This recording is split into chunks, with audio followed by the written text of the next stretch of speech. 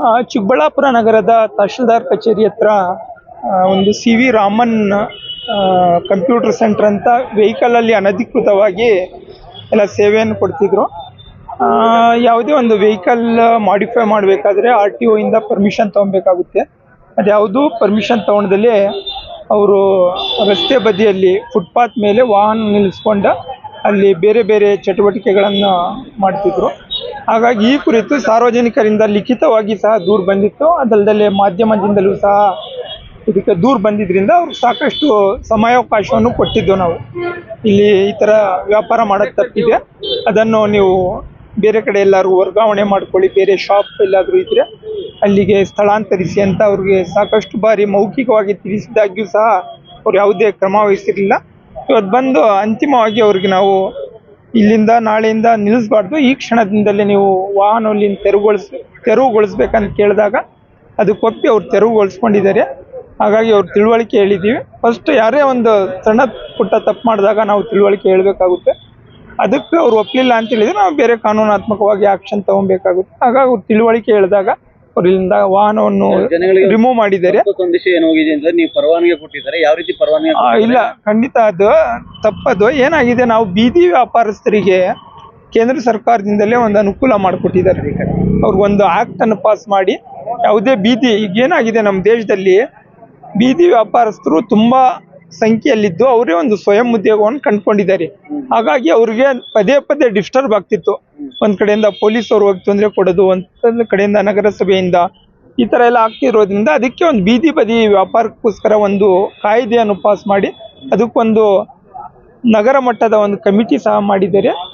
ಅವಾಗಲೇ ನಾವು ಆ ಸಭೆಯನ್ನು ಕರೆದು ಅವರ ಗ್ರೀವೆನ್ಸಸ್ ಏನಿದೆ ಮತ್ತು ಯಾವ ವ್ಯವಸ್ಥಿತವಾಗಿ ವ್ಯಾಪಾರ ಮಾಡಬೇಕನ್ನೋದನ್ನು ಚರ್ಚೆ ಮಾಡಿ ಡಿಸಿಷನ್ ತೊಗೊಳ್ತಾ ಇರ್ತೀವಿ.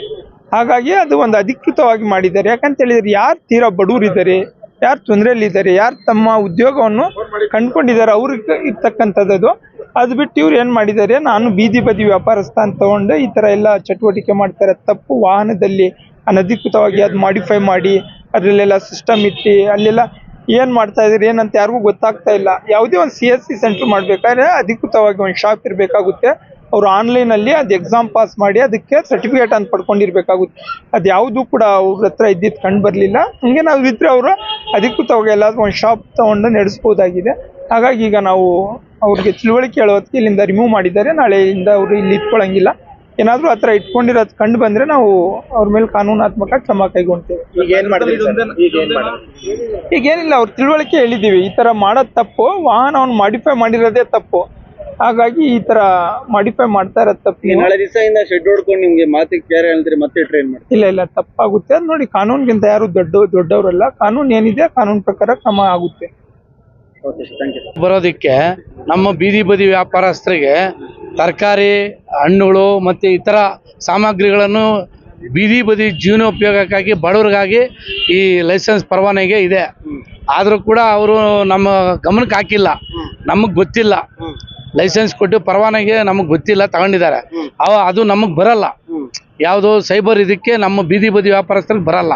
ಆದರೆ ನಮ್ಮ ನಗರಸಭೆ ಒಂದು ಆಯುಕ್ತರು ಮತ್ತು ನಮ್ಮ ಒಂದು ಕಾನೂನಿನ ಅರಿವು ಏನಿದೆ ಅದು ಯಾವ ಥರ ಇಡಬೇಕು ಏನು ಅಂತೇಳಿ ಈಗಾಗಲೇ ನಮ್ಮ ಆಯುಕ್ತರು ಹೇಳಿದ್ದಾರೆ. ಅದೇ ಪರವಾಗಿ ಅದು ನಡಿಬೇಕು. ಯದ್ವಾತ್ ನಡೆದ್ರೆ ನಾವು ಅದಕ್ಕೆ ಹೊಣೆ ಅಲ್ಲ. ಯಾಕಂದರೆ ಪರವಾನಗಿ ಕೊಡುವಾಗ ಒಂದು ನಗರಸಭೆ ಒಂದು ನಮ್ಮ TBC ಕಮಿಟಿ ಇದೆ, ಎಲೆಕ್ಟೆಡ್ ಬಾಡಿ ಇದೆ, ನಮ್ಮ ಗಮನಕ್ಕೆ ಹಾಕಿ ಅವ್ರು ಕೊಡಬೇಕು ಪರವಾನಿಗೆ. ಅದು ನಮಗೆ ಗೊತ್ತಿಲ್ಲ.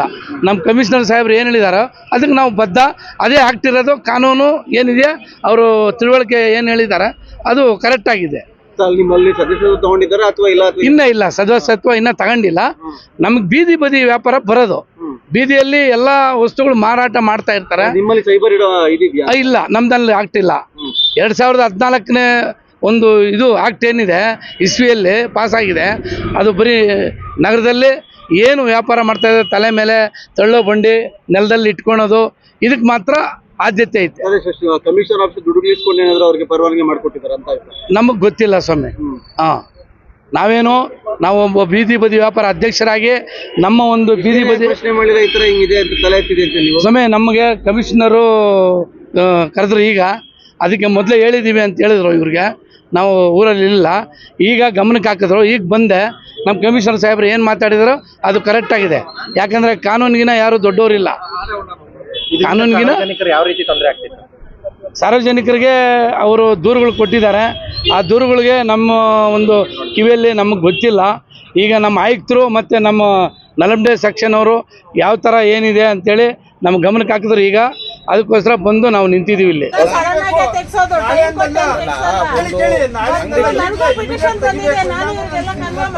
ನಾಳೆ ನೀವು ಹೇಳಿದ್ರು ನಾಳೆ ತೆಗಿಬೇಕು. ನಾಳೆಯಿಂದ ಆಗ್ಬಾರ್ದು. ಈಗ ವೆಹಿಕಲ್ ತೆಗಿಬೇಕಷ್ಟೇ. ಮಾಡಿ ಕ್ಲೋಸ್ ಮಾಡಿ ನೋಡಿ ಹೆಂಗೆ ಇಟ್ಕೊಳ್ತೀವಿ. ಇಟ್ಕೊಳ್ಳಿಲ್ಲ ಅಂದ್ರೆ ಸುತ್ತಾಗಿ ನಮ್ಮೂರು ಸೀಸ್ ಮಾಡಿ ತಗೊಂಡು ಹೋಗ್ತೀವಿ. ತಕ್ಕೊಂಬಿಡಿ. ನಿಮ್ಗೆ ಏನ್ ಬೇಕು ಅವಕಾಶ ಇದೆಯಾ? ಲೋನ್ ಸಿಗುತ್ತೆ, ಎಲ್ಲ ತಗೊಳ್ಳಿ. ನಮ್ಮಿಂದ ನನ್ನ ಬೀದಿಗೆ ಆಗ್ತಾ ಇದ್ರಲ್ಲ, ನೀವು ಬೀದಿಗೆ ಬಂದಿರೋದು ಏನೊಂದು ತೆಗಿತಾ ಇದ್ದೀವಿ ಆಯ್ತಾ. ನಿಮ್ಗೆ ಏನು ಮಾಡ್ತಾ ಇಲ್ಲ, ಕೇಸ್ ಹಾಕಿ ತಗೊಂಡೋಗ್ಬೇಕಾಗಿತ್ತು. ಆದ್ರೂ ಒಂದು ಅವಕಾಶ, ತಪ್ಪು ಮಾಡಿರೋರ್ಗು ಒಂದು ಅವಕಾಶ ಕೊಡ್ಬೇಕು. ತಿತ್ಕೊಳ್ಳಿಲ್ಲ ಅಂದ್ರೆ ನೆಕ್ಸ್ಟ್ ಕಾನೂನು ಕ್ರಮ ಆಯ್ತಾ. ತಿತ್ಕೊಂಡ್ರೆ ಒಳ್ಳೇದು, ತಿತ್ಕೊಳ್ಳಿಲ್ಲ ಅಂದ್ರೆ ತೆಗಿತೀವಿ, ಮತ್ತೆ ಕಾನೂನು ಕ್ರಮನೂ ಆಗುತ್ತೆ, ಎರಡೂ ಆಗುತ್ತೆ. ಬರೇ ತೆಗಿಯಕ್ಕೆ ತುಂಬಾ ನಾನೇ ಬಿಸಿ ಇದ್ದೆ ಅಂತ ತುಂಬಾ ಡಿಲೇ ಇತ್ತು, ಬರಕ್ಕಾಗಿಲ್ಲ. ಬೇರೆ ಬೇರೆ ಮೀಟಿಂಗ್ಸ್ ಇತ್ತು ಅಂತ ಕ್ವಿಕ್ ಆಗಿ ತಕ್ಕೊಡಿ. ಹೆಚ್ಚಾಗಿ ಮಾತಾಡ ಈಗ ಮಾಡಿಪ್ಪ.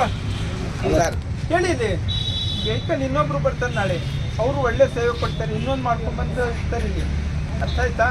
ನಾಳೆ ದಿನ ಮತ್ತೊಂದು ಟ್ರೈನೇ ತೊಗೊಂಬಂದು ನಿಲ್ಲಿಸ್ತಾರೆ. ನಾವು ಒಳ್ಳೆ ಸೇವೆ ಕೊಡ್ತಾ ಇದ್ದೀವಿ ಸರ್, ಯಾರಿಗೂ ತೊಂದರೆ ಇಲ್ಲ, ಯಾರೂ ಅಬ್ಜೆಕ್ಷನ್ ಮಾಡ್ತಾ ಇಲ್ಲ. ಹಾಗಾಗಿ ಅದೆಲ್ಲ ಈ ಥರ ಮಾಡಿರೋದೇ ಒಂದು ತಪ್ಪು. ನೀವು ಮಾಡಿಫೈ ಮಾಡಿ ಈ ಥರ ಎಲ್ಲ ಮಾಡ್ಕೊಂಡಿರೋದು. ನೀವು ನಿಜವಾಗ್ಲೂ ಸೇವೆ ಮಾಡೋ ಇಚ್ಛೆ ಇದ್ದರೆ ಎಲ್ಲ ಒಂದು ಸ್ಟಾಪ್ ತಗೊಳ್ಳಿ, ಕೇಳಿ. ಅದಕ್ಕೆ CSC ಸೆಂಟ್ರಲ್ಲಿ ನೀವು ಪರ್ಮಿಷನ್ ಅಪ್ಲೈ ಮಾಡಿ ಪರ್ಮಿಷನ್ ತಗೊಂಡು ಸೇವೆ ಕೊಡ್ಬೋದು. ಸೇವಾ ಸಿಂಧು ಇದೆ, CSC ಇದೆ, ಆಯ್ತು. ಎಲ್ಲಾ ರೀತಿ ನಾವೇನ್ ನನ್ನ ಸರ್ವಿಸಸ್ ಆನ್ಲೈನ್ ಸರ್ವಿಸಸ್ ಹೇಳಿರೋದಾಯ್ತು. ವೆಹಿಕಲ್ ಅಲ್ಲಿ ಮಾಡಿಫೈ ಮಾಡ್ತಾ ಇರೋದು ತಪ್ಪು. ನಾಳೆ ದಿನ ಇನ್ನೊಬ್ರು ಈ ತರ ಮಾಡ್ತಾ ಹೋಗ್ತಾರೆ. ಹಾಗಾಗಿ ದಯವಿಟ್ಟು ಸರ್ ಒಂದೇ ಒಂದು ಅಲ್ಲಲ್ಲ ತಾವು ಕೇಳಿದ್ರೆ ನಾನು ಒಂದು ಕ್ವಶನ್ ಸರ್, ನಿಮ್ಮ ಹತ್ರ ಒಂದು ರಿಕ್ವೆಸ್ಟ್ ಮಾಡ. ನಾವು ಬೀದಿ ಬದಿಯಲ್ಲಿ ಒಂದು ವೆಹಿಕಲ್ ಇಟ್ಕೊಂಡು ಬೀದಿ ಬದಿಯಲ್ಲಿ ವೆಹಿಕಲ್ ಮಾಡಕ್ ಅವಕಾಶ ಇಲ್ಲ ಸರ್. ಈಗ ಬೈಲಾಕಪೆಯಲ್ಲಿ ಸರ್ ಒಂದು ಏನಿಲ್ಲ, ಈಗ ವೆಹಿಕಲ್ ಒಂದು ತಮ್ಮ ಮಾಡ್ಕೊಂಡು ತಗೊಂಡೋಗ್ಬೇಕು. ನಾನು ನಿಮಗೊಂದು ಗೌರವ ಕೊಡ್ತೇನೆ, ತಮಗೂ ಎಷ್ಟೋ ರಿಕ್ವೆಸ್ಟ್ ಮಾಡ್ತೀನಿ. ನಾನು ನಿಮ್ಮನ್ನ ನನ್ನ ಕಡೆ ಈ ವಿಷಯದ ಬಗ್ಗೆ ಎಂದೂ ರಿಕ್ವೆಸ್ಟ್ ಮಾಡಿಲ್ಲ. ನಮ್ಮ ಇದ್ರಲ್ಲಿ ಇದ್ರಿ, ನೀವು ರೆಂಟಿಗೆ ಇದ್ರು ಏನೋ ಗೊತ್ತಿಲ್ಲ, ರೆಂಟ್ ಕಟ್ಟಿಲ್ಲ ಅಂತ ಹೇಳ್ಬಿಟ್ಟು ಅಲ್ಲೆಲ್ಲ ಆಚೆ ಆಗ್ದು ನಿಮ್ಮ ಹೆಸರಲ್ಲಿ ಇತ್ತು, ಯಾರ ಹೆಸರಲ್ಲಿ ಇತ್ತು ಗೊತ್ತಿಲ್ಲ. ಹಾಗಾಗಿ ನೀವೆಲ್ಲಾದ್ರೂ ಶಾಪ್ ತಗೊಂಡು ನ್ಯಾಯಯುತವಾಗಿ ಮಾಡಿ, ನಿಮ್ಗೇನು ಸಪೋರ್ಟ್ ಬೇಕು ಮಾಡ್ತೀವಿ. ಅದು ಬಿಟ್ಟು ನೀವೆಲ್ಲ ಹಿಂಗೆ ಇಟ್ಕೊಂಡು ಮಾಡೋದು ತಪ್ಪಾಗುತ್ತೆ. ಇದು ನೋಡ್ಕೊಂಡು ಮತ್ತೆ ಬೇರೆ ಅನುಸರಣೆ ಮಾಡ್ತಾರೆ. ಹಾಗಾಗಿ ದಯವಿಟ್ಟು ಈಗ ನೀವು ತಗೊಂಡು ಹೋಗಿ ನಾಳೆಯಿಂದ ಅದು ನಿಲ್ಸಂಗಿಲ್ಲ. ಇಲ್ಲ ಅಂತಂದ್ರೆ ನಾನು ಸೀಸ್ ಮಾಡ್ಕೊಂಡು ಹೋದ್ರೆ ನೇರವಾಗಿ RTOಗೆ ಹ್ಯಾಂಡ್ ಓವರ್ ಮಾಡ್ತೀನಿ ಆಯ್ತಾ. ಮತ್ತೆ ಕೋರ್ಟಿಗೆ ಹೋಗ್ಬೇಕಾಗುತ್ತೆ, ಅವೆಲ್ಲ ದಂಡ ಒಂದೇ ಒಂದು ರಿಕ್ವೆಸ್ಟ್ ಸರ್. ಈಗ ನಾವು ಎನಿವೇರ್ ಎಷ್ಟು ಜನ ರೈತರಿಗಾಗಿರೋ ಇನ್ನೊಂದಾಗಿರೋದು, ನನ್ನಿಂದ ಏನಾದ್ರು ಸಮಸ್ಯೆ ಆಗಿದೆಯಾ? ಒಂದು ಅದೆಲ್ಲ ನಮಗೆ ಬೇಕಾಗಿಲ್ಲ. ನೀವು 100,000 ಜನರಿಗೆ ಉತ್ತರ ಮಾಡಿರ್ಬೋದು, ನಾನು ಇಲ್ಲ ಅಂತ ಹೇಳ್ತಾ ಇಲ್ಲ. ಈಗ ಬಂದಿರೋ ಸಮಸ್ಯೆ ಏನಂದ್ರೆ ಈ ತರ ಗಾಡಿ ಮಾಡಿಫೈ ಮಾಡ್ಕೊಂಡು ಮಾಡ್ತಾ ಇರೋದು ತಪ್ಪು. ನಾಳೆ ದಿನ ಯಾರು ಶಾಪ್ ಹಾಕೋದಿಲ್ಲ, ಈ ತರ ಎಲ್ಲ ತಗೊಂಬಂದ್ ಎಲ್ಲ ಶಾಪ್ ಮಾಡ್ಕೊಳ್ತಾರೆ. ವೆಹಿಕಲ್ ಇರುವಂತವ್ರು ಕಾಂಪ್ಲೆಕ್ಸ್ ಅಲ್ಲಿ ಬಾಡಿಗೆ ಅಡ್ವಾನ್ಸ್ ಕೊಟ್ಕೊಂಡು ಬಾಡಿಗೆ ಏನ್ ಮಾಡ್ತಾರೆ?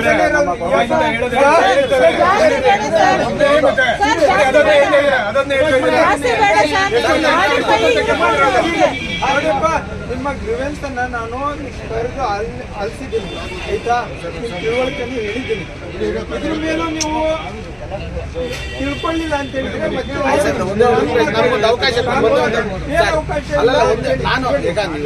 ನಾನು ಸಡನ್ ಆಗಿ ಇವಾಗ ಆಯ್ತಪ್ಪ ನಾಳೆಯಿಂದ ಬೇಡ ಅಂತ ನನ್ಗೊಂದು ಅಂಗಡಿ ಆದ್ರೂ ಸಿಗೋ ತನಕ ಅವಕಾಶ ಕೊಡಿ ಸರ್. ನೋಡಿ ಕೇಳಿದ್ದೆ, ಅಲ್ಲ ನಮಗೆ ಹಂಗಾಗಿ ಹೇಳ್ಬಿಟ್ರೆ ನೀವೆಲ್ಲ ಅವಕಾಶ ಕೊಡಕ್ಕಾಗಲ್ಲ. ಈಗಪ್ಪ ಈಗ ಒಂದು ಅವಕಾಶ ಕೊಡ್ತೀನಿ, ಇಮಿಡಿಯೇಟ್ ವೆಹಿಕಲ್ ಇಲ್ಲಿಂದ ತೆರವು ಮಾಡಿಸ್ಬೇಕು. ತೆರವು ಮಾಡಿ ತೊಗೊಂಡೋದ್ರೆ ಒಳ್ಳೇದು. ತೊಗೊಂಡೋಗಿಲ್ಲ ಅಂದ್ರೆ ನಾನು ಸೀಸ್ ಮಾಡಿ RTOಗೆ ಹ್ಯಾಂಡ್ ಓವರ್ ಮಾಡ್ತೀನಿ. ಮೇಡಮ್ ಅವರು ಇಲ್ಲಿ ಬಂದಿದ್ದಾರೆ, ಟ್ರಾಫಿಕ್ ಅವರು. ಅದಾದ ನಂತರ ನೀವು ಕೋರ್ಟಿಗೆ ಏನು ದಾಖಲೆ ಕೊಡ್ತೀರಾ ಕೊಡ್ತೀರಾ. ಏನಾಗುತ್ತಂದ್ರೆ ಈಗ ಸಡನ್ ಆಗಿ ಕೇಳಿ ಈ ಥರ ಮತ್ತೆ ಬೇರೆ ಪ್ರಚೋದನೆ ಕೊಡೋದು, ಇನ್ನೊಂದು 4 ಕಾಪಿ ಕೊಡೋದು, ತಹಶೀಲ್ದಾರ್ ಕಾಲ್ ಮಾಡಿದರೆ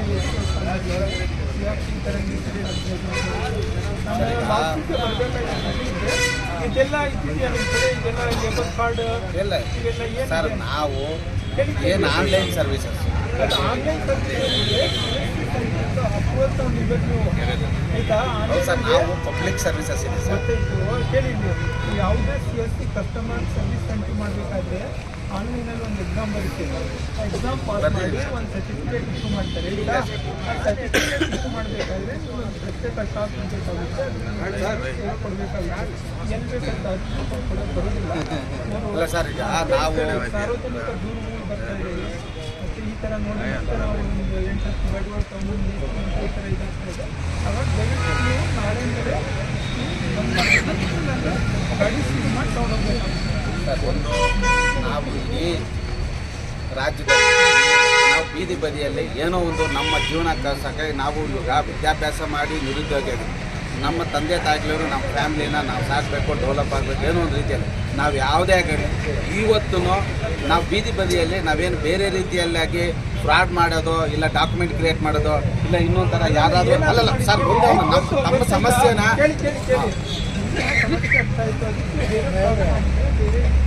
ಎಲ್ಲಿ ಸರ್ ತಾವೇ ಹೇಳಿ ಸರ್. ವೆಹಿಕಲಲ್ಲಿ ಈ ಥರ ಮಾಡಿಫೈ ಮಾಡೋದು ತಪ್ಪಲ್ಲ. ಹೌದು ಸಾಹೇಬ್ರೆ, ನಾನು ಅಲ್ಲ ನಾವೀಗ ಪರ್ಮಿಷನ್ ಕ್ಲೋಸ್ ಇಟ್ ಬಾರಿ, ನಮ್ಮದು RC ಕಾರ್ಡ್ ಇದೆ. ವೆಹಿಕಲ್ ಮಾಡಿಫಿಕೇಶನ್ ಮಾಡಿದ್ರಲ್ಲ, ಟಾಟಾ ಎಸ್ ಗಾಡಿ ಪ್ಯೂರ್ಲಿ ಫಾರ್ ಗೂಡ್ಸಿಗೆ ಗೂಡ್ಸಿಗೆ ಇರ್ತಕ್ಕಂಥ ವಾಹನನ ಮಾಡಿಫೈ ಮಾಡಿ ಥರ ಮಾಡಿ ತಗೊಂಡಿದ್ದೀರಾ? ಹೌದು ಸರ್, ಆ್ಯಕ್ಚುಲಿ ನಾವು ಈಗ ನಾವು ಸರ್ಕಾರ ಒಂದೇ ಒಂದು ಕ್ವಶನ್ ಸರ್, ತಾವು ಏನು ನಾನು ಯಾರಿಗಾಗಲಿ ಸಾರ್ವಜನಿಕರಿಗಾಗಿರ್ಬೋದು, ಇಲ್ಲ ಪಾರ್ಕಿಂಗ್ ಆಗಿರ್ಬೋದು, ಇಲ್ಲ ಯಾರಿಗಾದ್ರೂ ಒಂದು ಸಮಸ್ಯೆ ಆಗಿರ್ಬೋದು, ಯಾರಿಗೂ ನಮ್ಮ ಕಡೆಯಿಂದ ಯಾರಿಗೂ ಸಮಸ್ಯೆ ಇಲ್ಲ. ಒಂದು ಎರಡನೇದು ಬಂದು ಏನಾದರೂ ಒಂದು ವಿಚಾರ, ನಾವು ಇವಾಗ ಬೀದಿ ಬದಿಯಲ್ಲಿ ಏನಂದ್ರೆ ನಾವು ಬದಿಯಲ್ಲಿ ಎಲ್ಲೋ ಒಂದು ಕಡೆ ಮೂಲೆಯಲ್ಲಿ ನಾವೊಂದು ಚಿಕ್ಕದೊಂದು ಗಾಡಿ ಇಟ್ಕೊಂಡು ವ್ಯಾಪಾರ ಏನೋ ಜೀವನ ಮಾಡ್ತಾ ಇದ್ವಿ. ಅರ್ಥ ಆಯ್ತು ಸಾಹೇಬ್ರೆ, ಒಂದೇ ಒಂದು ನಮ್ಮ ಕ್ವಶನ್ಸ್ ಕೇಳಿ.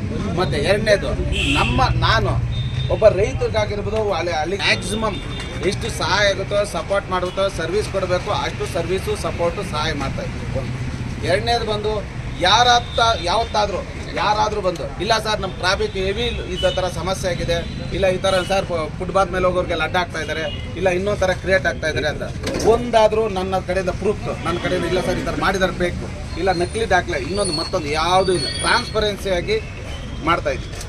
ಅರ್ಥ ಆಯ್ತು ಸರ್. ತಮ್ಮ ಕಡೆಯಿಂದ ನಾನು ಒಂದು ನವಂಬರಲ್ಲಿ ಅರ್ಜಿ ಹಾಕಿದ್ದೆ. ಡಿಸೆಂಬರ್ ಅಲ್ಲೆಲ್ಲ ಕೇಳಿಬಿಟ್ಟು ನವಂಬರ್ ಅರ್ಜಿ ಹಾಕಿದ್ಮೇಲೆ ಡಿಸೆಂಬರಲ್ಲಿ ಒಂದು ಇದು ಕೊಟ್ಟರು, ಏನು ಒಂದು ಗುರುತಿನ ಚೀಟಿ ಕೊಟ್ಟರು. ಪರಿಶೀಲನೆ ಮಾಡಿದ್ದೀವಿ, ಅದು ನಿಮ್ಮ ಕಡೆಯಿಂದ ವಾಪಸ್ ರಿಕವರಿ ಮಾಡಿದ್ದೀರಿ? ಇಲ್ಲ ಹೇಳಿ